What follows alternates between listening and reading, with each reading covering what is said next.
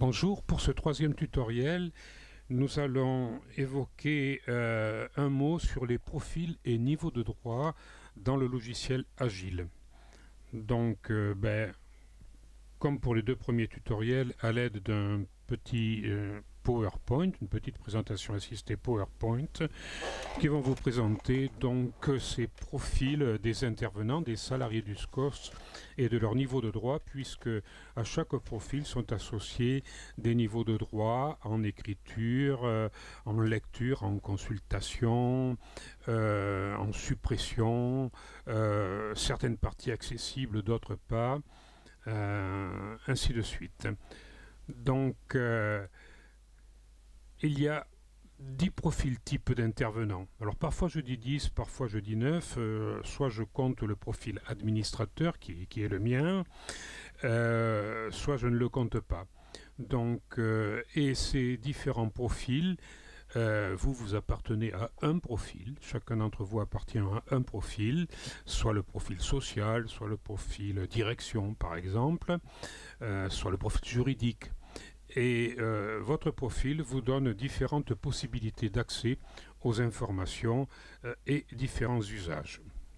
Donc voilà, 9 profils, si l'on ne compte pas le profil administrateur qui permet de configurer toute la base de données Agile, 9 profils qui correspondent à 9 métiers et à 9 groupes pour les intervenants salariés du COS sur Agile. Le profil administratif qui va concerner tout le personnel administratif, de secrétariat.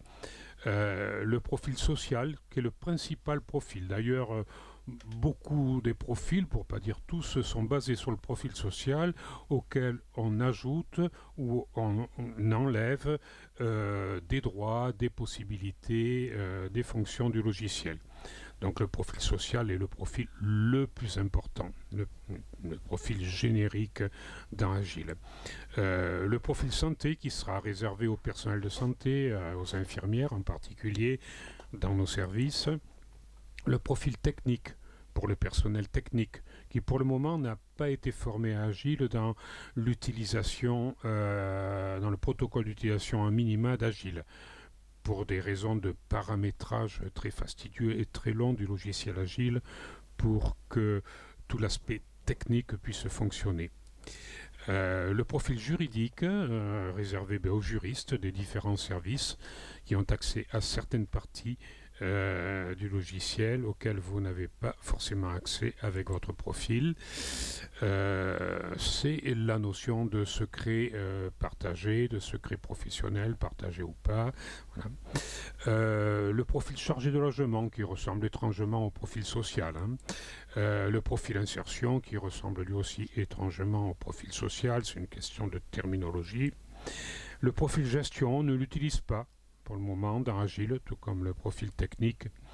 Le profil direction qui est réservé à tous les cadres, chef de service, adjoint de direction,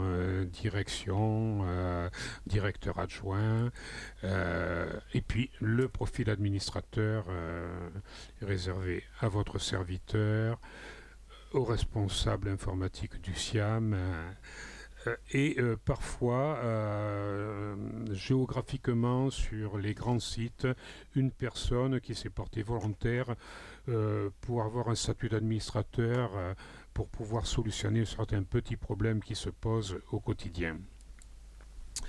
Donc voilà une photo d'écran du formulaire intervenant. Dans la bande bleue du formulaire, comme dans tous les formulaires, on voit à quoi sert ce formulaire.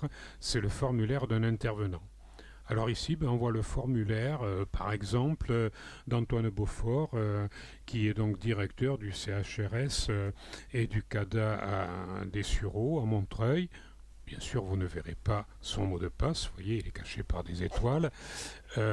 Et on voit comment est constitué un profil, il y a un code. Là, le profil est actif, on expliquera ça un petit peu plus tard. Soit on est au niveau de toute l'association COS, de la fondation COS, soit au niveau des structures, pour ce qui est des cas de direction, soit pour les autres salariés au niveau des services, ceux qui vous rendent service, car ça vous évite de voir des tas et des tas d'informations qui ne vous concernent pas pour d'autres structures, d'autres villes de France. Ici, vous avez votre nom, ici, vous avez votre prénom, votre sexe, le profil auquel vous appartenez, que l'on va chercher ici avec cette loupe. Ici, c'est un profil direction pour Antoine Beaufort.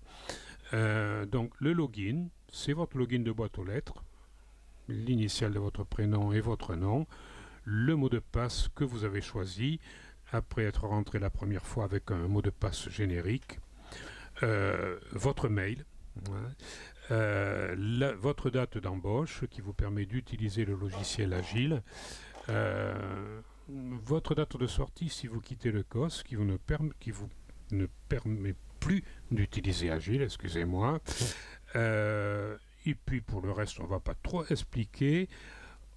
La partie du bas, on voit qu'on est sur l'onglet métier, où votre métier est affiché, ici direction. Si vous êtes travailleur social, ce sera social qui sera coché. Et ici, pour le moment, on coche tous les groupes autorisés ici. La photo suivante va nous donner le même formulaire, mais avec l'onglet service activé.